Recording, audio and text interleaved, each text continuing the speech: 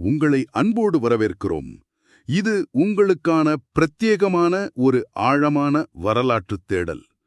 இப்போ தகவல் தொழில்நுட்பம் ரொம்பவே வளர்ந்துவிட்ட இன்றைய காலகட்டத்தில் நம்மை சுற்றி எப்போதுமே தகவல்கள் கொட்டிக் கொண்டே இருக்கின்றன, இல்லையா? ஆமா, கண்டிப்பா. நம்ம போன் எடுத்தாலே ஆயிரக்கணக்கில் செய்திகள் வருது. அதுதான், சில நேரங்களில் இந்த தகவல் பெருக்கத்தால் நாம் ரொம்பவே சோர்வடைந்து விடுகிறோம். அதனால மிக விரைவாக அதே சமயம் ஆழமாக அறிவை பெற விரும்பும் உங்களுக்காகவே பிரத்யேகமாக வடிவமைக்கப்பட்ட நிகழ்ச்சி இது. ரொம்ப சரி. இன்னைக்கு நாம பேச போற தலைப்பு ரொம்பவே ஆழமான ஒண்ணு. உண்மைதான். இன்று நாம் அலசப்போகும் பேசுபொருள் தமிழ்நாட்டு வரலாற்றில், குறிப்பாக அந்த 1000 ஆண்டுகால சோழர் வரலாற்றில் இன்றும் பலரால் விவாதிக்கப்படும் ஒரு மிகப்பெரிய மர்மம்.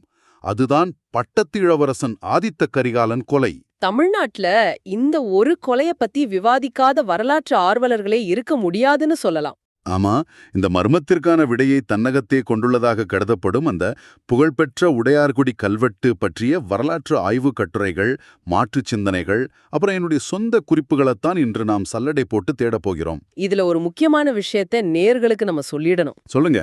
இந்த தேடலின் முக்கிய நோக்கம் வரலாற்று புனைவுகளுக்கும் உண்மையான வரலாற்று ஆவணங்களுக்கும் இடையே உள்ள வித்தியாசத்தை பகுப்பாய்வு செய்வதுதான். சரியா சொன்னீங்க. ஒரே ஒரு கல்வெட்டை தவறாக புரிந்து கொண்டது, அதாவது ஒரு சின்ன வாசிப்பு பிழை, எப்படி பல தவறான வரலாற்று முடிவுகளுக்கு வழிவகுத்தது என்பதை உங்களுக்கு தெளிவாக புரிய வைப்பதுதான் நமது மிஷன். சரி, இதை கொஞ்சம் விரிவாக அலசுவோம். 10ஆம் நூற்றாண்டில் நடந்த இந்த கொலை எப்படி 20ஆம் நூற்றாண்டு வரலாற்று ஆய்வாளர்கள் மத்தியில் இவ்வளவு பெரிய புயலை கிளப்பியது? இங்கே மிக சுவாரஸ்யமான விஷயம் என்னவென்றால், அந்த பின்னணியை புரிந்து கொள்வதுதான். 10ஆம் நூற்றாண்டின் பிற்பகுதியில் சோழ பேரரசின் மாபெரும் வீரனாக திகழ்ந்த ஆதித்த கரிகாலன் மர்மமான முறையில் கொல்லப்படுகிறார். ஆமா, ஒரு இருண்ட சூழல்ல நடக்குது அந்த கொலை. இந்த கொலை குறித்து பல தசாப்தங்களாக பல ஊகங்கள் இருந்தன. ஆனால் வரலாற்று உலகில் ஒரு மிகப்பெரிய நிலநடுக்கம் எப்போது ஏற்பட்டது தெரியுமா? அந்த எபிகிராபிகா இண்டிகா கட்டுரை வந்தப்போ இல்லையா? அதேதான். எபிகிராபிகா இண்டிகா என்ற புகழ்பெற்ற வரலாற்று ஆவண தொகுதியின் 21வது பாகத்தில் கட்டுரை எண் 27ஆக வெளிவந்த ஒரு ஆய்வறிக்கைதான் அதற்கு காரணம். இதை எழுதியவர் சாதாரண ஆள் கிடையாது. சோழர் வரலாற்றை உலகறியச் செய்த மாபெரும் பேரறிஞர் K.A. நீலகண்ட சாஸ்திரியார். ஆமா, அவரை சோழர் வரலாற்றின் பிதாமகன்னு கூட சொல்லுவாங்க. அவர் இந்த கல்வெட்டை அடிப்படையாக கொண்டு ஆதித்த கரிகாலன் கொலையின் பின்புலத்தில் அவனுக்கு பிறகு அரியணை ஏறிய மதுராந்தக உத்தம சோழனின் சதி இருந்திருக்க வேண்டும் என்று எழுதினார். இதுதான் ஆரம்பம். உத்தம சோழன் மீது ஒரு நிரந்தரமான வரலாற்று பழி சுமத்தப்பட்டது. என்னுடைய குறிப்புகளில் நான் அதை படித்துக் கொண்டிருந்தேன். நீலகண்ட சாஸ்திரியார் போன்ற ஒரு மேதை வரலாற்று உலகில் மிகப்பெரிய ஜாம்பவான் அப்படி சொல்லிவிட்டால் அதுவே இறுதி உண்மை என்பது போல பலரும் ஏற்றுக்கொண்டார்கள். அது மனித இயல்புதானே. ஒரு பெரிய அறிஞர் சொன்னா எல்லாரும் நம்பிடுவாங்க.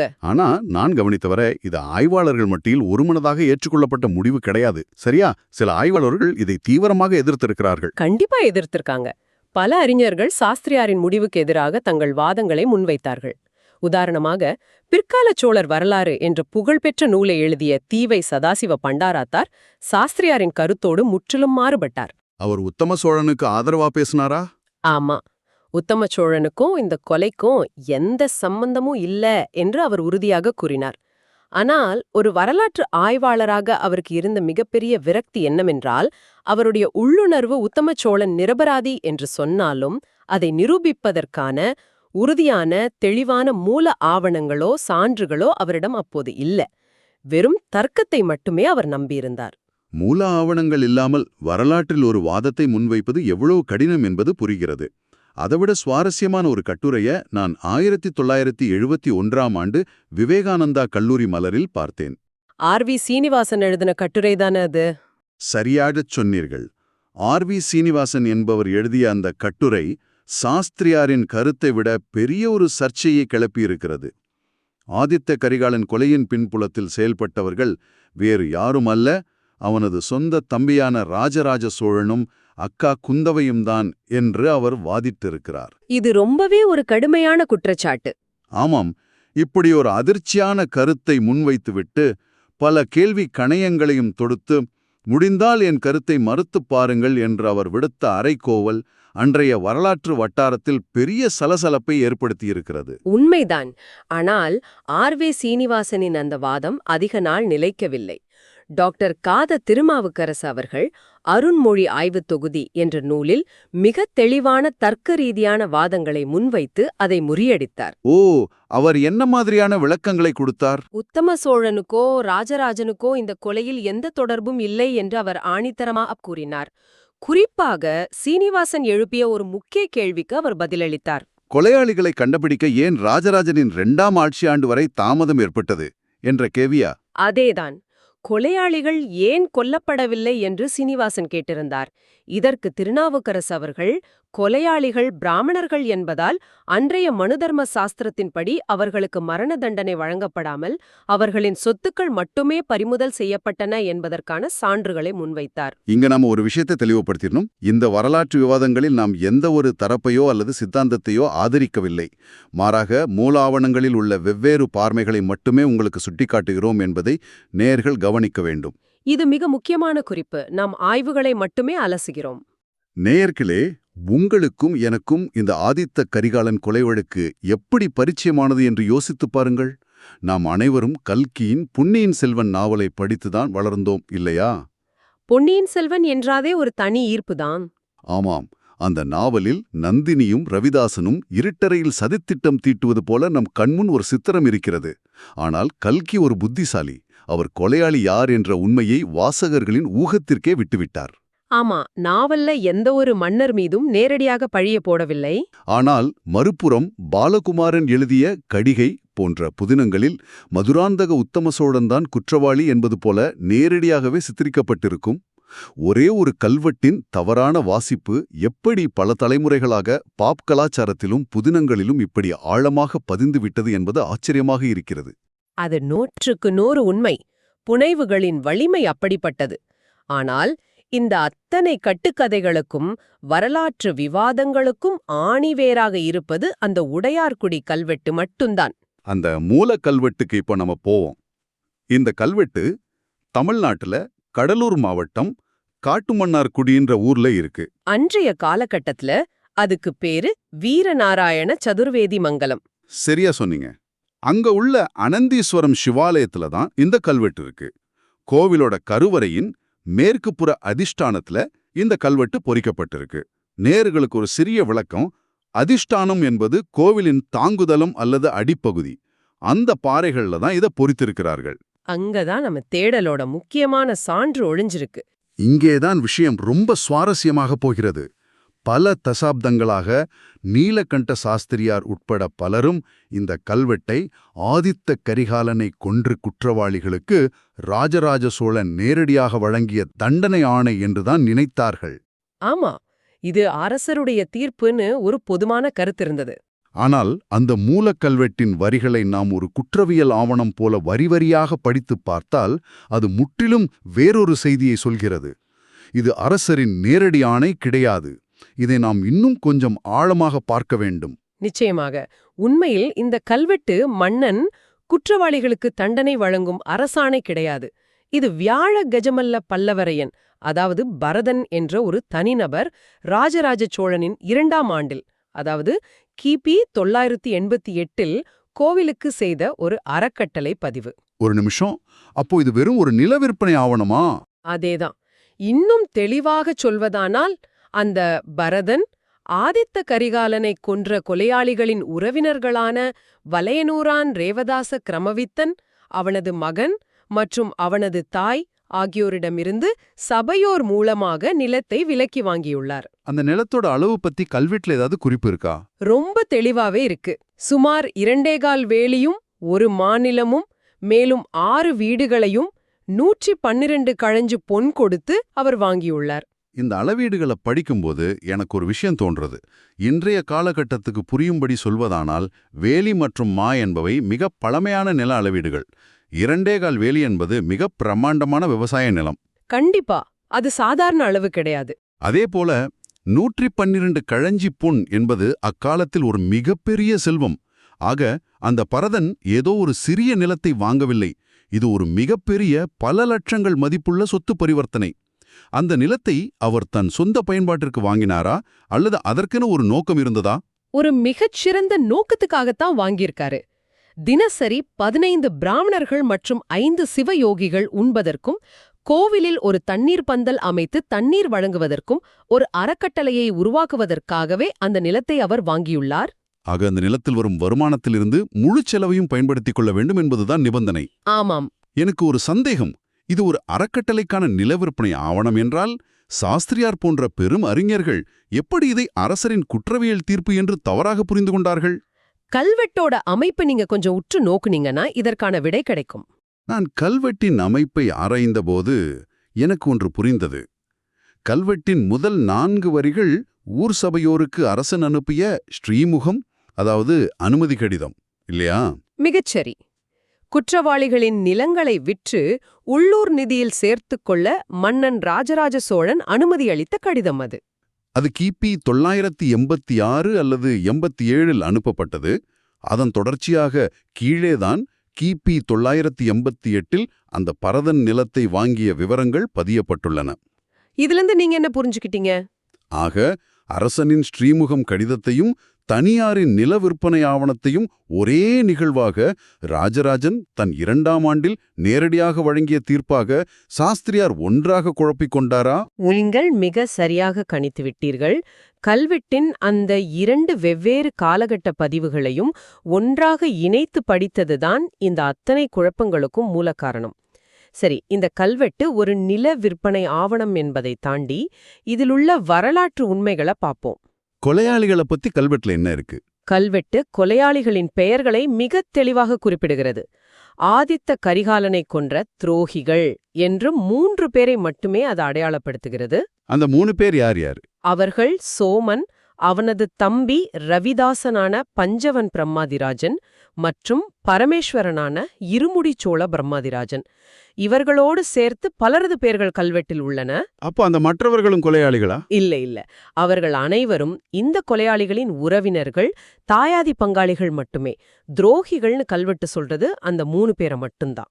இந்த 3 கொலையாளிகளின் பெயர்களுக்கு பின்னால் இருக்கும் பட்டங்கள் மிக முக்கியமானவை.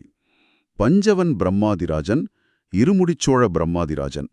பஞ்சவன் என்பது பாண்டிய மன்னர்கள் தங்கள் அதிகாரிகளுக்கு வழங்கும் பட்டம். இருமுடிச் சோழன் என்பது சோழர்கள் வழங்குவது. சரியா கவனிச்சிருக்கீங்க. ஆக இவர்கள் சாதாரண ஆட்கள் இல்லை.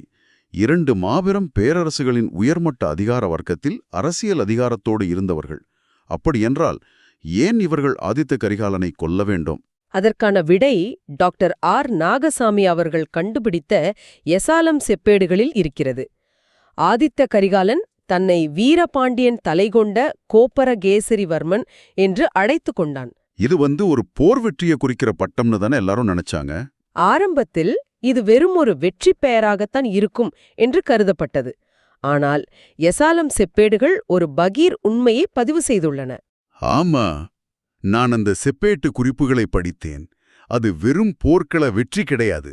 ஆதித்த கரிகாலன் பாண்டிய மன்னன் வீரபாண்டியனை தோற்கடித்தது மட்டுமல்லாமல் அவனது தலையை துண்டித்து அதை ஒரு கழியில் சொருகி தஞ்சை அரண்மனை வாயிலில் நட்டு வைத்து அவமதித்திருக்கிறான். இது ரொம்பவே அதிர்ச்சியான ஒரு வரலாற்று பதிவு. அக்கால போர் மரபுகளை, ராஜதந்திர விதிகளை முற்றிலும் மீறிய ஒரு கொடூரமான செயல் அது. எதிரி நாட்டு மன்னராக இருந்தாலும் இப்படிப்பட்ட ஒரு அவமதிப்பை செய்வது என்பது அரசியல் ரீதியாக பெரும் கோபத்தை தூண்டும் விஷயம் அல்லவா? 100க்கு 100 உண்மை. அந்த அடாத செயலுக்கான நேரடி பழிவாங்கலே இந்த கொலை. பாண்டிய நாட்டிற்காக செயல்பட்ட இந்த 3 அதிகாரிகளும் ஒரு திட்டமிட்ட அரசியல் படுகொலையை நிகழ்த்திவிட்டு தப்பியோடியிருக்கிறாங்க. கொலை நடந்த உடனே அவங்க தப்பிட்டாங்களா? ஆமா, கொலை நடந்த உடனேயே அவர்கள் சோழ நாட்டை விட்டு தப்பி பாண்டிய நாட்டிற்கோ அல்லது சேர நாட்டிற்கோ ஓடியிருக்க வேண்டும். அவர்கள் தப்பி ஓடிய பிறகு அன்றைய மன்னரான சுந்தர சோழர் காலத்திலோ அல்லது உத்தம சோழர் காலத்திலோதான் கொலையாளிகள் மற்றும் அவர்களின் உறவினர்களுடைய நிலங்கள் அனைத்தும் அரசுடைமையாக்கப்பட்டு ஊர் சபையோர் வசம் ஒப்படைக்கப்பட்டு விட்டன. ஆக ராஜராஜ சோழன் ஆட்சிக்கு வந்தபின் புதிதாக இந்த கொலையாளிகளை கண்டுபிடித்து நிலத்தை பறிமுதல் செய்யவில்லை. இல்லை, நிலம் பல ஆண்டுகளுக்கு முன்பே பறிமுதல் செய்யப்பட்டு விட்டது. அந்த பறிமுதல் செய்யப்பட்ட நிலங்களை விற்றுக்கொள்ள தன் ஆட்சியின் தொடக்கத்தில் ராஜராஜன் ஒரு ஒப்புதல் கடிதம் மட்டுமே கொடுத்திருக்கிறான். இது தெரியாமல் ராஜராஜன் தான் கொலையாளிகளை கண்டுபிடித்தான், ரொம்ப தாமதமாக தண்டித்தான் என்று எவ்வளவு கதைகள்! இதை ஒரு பரந்த கண்ணோட்டத்தில பார்த்தோம் என்றால் பல வரலாற்று முடிச்சுகள் அவிழும். முதலில் ராஜராஜ சோழன் மீதான விமர்சனத்தை பார்ப்போம். பிராமணர்களை அவர் தண்டிக்கலைன்னு ஒரு விமர்சனம் இருக்கே. ஆமா, கொலையாளிகள் பிராமணர்கள் என்பதால் ராஜராஜ சோழன் அவர்களுக்கு மரண தண்டனை வழங்காமல் சாதியின் அடிப்படையில் அவர்களை மன்னித்து விட்டான் என்ற ஒரு குற்றச்சாட்டு நீண்ட காலமாக வைக்கப்படுகிறது. ஆனால் இது ஆதாரமற்றது. அது எப்படி ஆதாரமற்றதுன்னு நீங்க உறுதியா சொல்றீங்க? ஏனென்றால் ராஜராஜ சோழனின் தலைமை தளபதியாக இருந்த கிருஷ்ணன் ராமன் எனப்படும் மும்முடிச் சோழ பிரம்மராயன் ஒரு பிராமணர்தான். அவர் போர்வாள் ஏந்தி போர்க்களத்தில் நின்றவர். அது மட்டுமல்லாது மேலை சாளுக்கிய மன்னன் சத்யாஸ்ராயனுடன் ராஜராஜன் போரிட்டபோது சோழர் படைகள் சாளுக்கிய நாட்டில் பல பிராமணர்களை கொன்று குவித்ததாக சாளுக்கிய கல்வெட்டுகளே கூறுகின்றன. ஆக அந்த கால போர் தர்மங்கள் வேற மாதிரி இருந்திருக்கு. எனவே சாதியின் அடிப்படையில் ராஜராஜன் கொலையாளிகளை தண்டிப்பதில் பாரபட்சம் காட்டினார் என்பது வரலாற்றுக்கு முரணானது. இது மிக சரியான விளக்கம். ஜாதி என்பது ஒருவரை போரிலிருந்தோ அல்லது தண்டனையிலிருந்தோ காப்பாற்றும் ஒரு கவசமாக அக்காலத்தில் செயல்படவில்லை. சரி, ராஜராஜன் மீதான விமர்சனம் விலகிவிட்டது. ஆனால் இத்தனை ஆண்டுகள் கொலையாளி என்று முத்திரை குத்தப்பட்ட உத்தம சோழனின் நிலைமை என்ன? அவர் நிரபராதி என்பதை நாம் எப்படி உறுதி செய்வது? உத்தம சோழன் மீது ராஜராஜ சோழன் அளவற்ற மதிப்பு வைத்திருந்தான் என்பதுதான் நிதர்சனமான வரலாற்று உண்மை. உத்தம சோழனின் மீது ராஜராஜனுக்கு சிறு சந்தேகம் இருந்திருந்தால் கூட அவன் தன் சொந்த மகனுக்கு, பின்னாளில் மாபெரும் பேரரசனாக விளங்கிய ராஜேந்திர சோழனுக்கு மதுராந்தகன் என்று உத்தம சோழனின் பெயரை சூட்டியிருப்பானா? நியாயமான கேள்வி. தன் மகனுக்கு எதிரியோட பேரை யாராவது வைப்பாங்களா? அது மட்டுமா? உத்தம சோழனின் தாயாரான செம்பியன் மாதேவியார் ராஜராஜ சோழனின் ஆட்சி காலத்திலும் பெரும் மரியாதையோடு அரண்மனையில் வாழ்ந்து வந்தார். ஒருவேளை உத்தம சோழன் கொலையாளி என்றால் அவனது தாயாரை ராஜராஜன் அரண்மனையில் வைத்து போற்றியிருப்பானா? கண்டிப்பா வாய்ப்பில்லை. ஆக இதிலிருந்து நாம் என்ன தெரிந்து கொள்கிறோம்? உடையார்குடி கல்வெட்டு என்பது ஆதித்த கரிகாலனை கொன்றவர்களுக்கான ஒரு நீதிமன்ற தீர்ப்போ அரசாணையோ அல்ல. அது ஒரு சாதாரண அறக்கட்டளைக்கான நில விற்பனை ஆவணம் மட்டுமே. ரொம்ப சரியா தொகுத்து சொல்லிட்டீங்க. அதில் உள்ள ஒரு குறிப்பிட்ட வரியை அதனுடைய கால கணக்கீட்டை தவறாக புரிந்து கொண்டதால் உத்தம சோழன் என்ற ஒரு மாமன்னன் மீது பல தசாப்தங்களாக ஒரு கொலைப்பழி சுமத்தப்பட்டு விட்டது.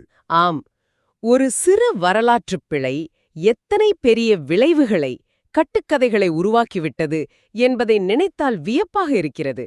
மூல ஆவணங்களை சரியான பின்னணியோடு அணுகுவது எவ்வளவு முக்கியம் என்பதற்கு இது ஒரு சிறந்த பாடம். நேயர்களே, இது உங்களை சிந்திக்க வைக்கும் ஒரு தருணம். தகவல் பெருக்கம் நிறைந்த இன்றைய உலகில் நாம் தினசரி படிக்கும் செய்திகளை எப்படி எதிர்கொள்கிறோம் என்று யோசித்துப் பாருங்கள். கண்மூடித்தனமா எதையும் நம்பக்கூடாதுங்கிறது தான் இதிலிருந்து நம்ம கத்துக்க வேண்டிய விஷயம். 10ஆம் நூற்றாண்டு கல்வெட்டிலுள்ள ஒரு சிறு பத்தியை தவறாக புரிந்து கொண்டதே 100 ஆண்டுகளுக்கு ஒரு மாமன்னனை சந்தேக வளையத்தில் நிறுத்தியிருக்கிறது என்றால், இன்று எந்த ஒரு மூல ஆவணத்தையும் முழுமையாக படிக்காமல் சமூக தளங்களில் நாம் காணும் தகவல்களின் அடிப்படையில் மட்டுமே ஒரு முடிவுக்கு வருவது எவ்வளவு ஆபத்தானது? அது ரொம்பவே ஆபத்தான ஒரு பழக்கம். போலீஸ் செய்திகள் பரவுறதுக்கு இதுதான் முக்கிய காரணம். அதனால்தான் எதையும் கண்மூடித்தனமாக நம்பாமல் விமர்சன கண்ணோட்டத்தோடு அணுகுவது நமக்கு மிகவும் அவசியமாகிறது. இதோ நாம் நமது தேடலின் இறுதிக்கு வந்துவிட்டோம். விடைபெறுவதற்கு முன் உங்கள் மனதில் பதிய வைக்க ஒரு கேள்வி. சொல்லுங்க. ஒரு கல்வெட்டின் சிறு பகுதியை தவறாக புரிந்து கொண்டதே சோழர்களின் வரலாற்றை இவ்வளவு காலம் மாற்றி எழுதியிருக்கிறது என்றால், இன்று நாம் பள்ளிகளிலும் பாடப்புத்தகங்களிலும் எந்தவித கேள்வியுமின்றி இதுதான் உண்மை என நம்பி படிக்கும் வேறு எத்தனை வரலாற்று நிகழ்வுகள் யாரோ ஒருவரின் தவறான ஊகத்தின் அடிப்படையில் அமைக்கப்பட்ட வரலாற்று மாயைகளாக இருக்கக்கூடும். சிந்தித்துப் பாருங்கள். அற்புதமான ஒரு சிந்தனை. இந்த ஆழமான அறிவார்ந்த தேடலை இத்துடன் நிறைவு செய்கிறோம். மீண்டும் மற்றொரு சுவாரஸ்யமான ஆவணங்களோடு உங்களை சந்திக்கும் வரை விடைபெறுகிறோம். நன்றி.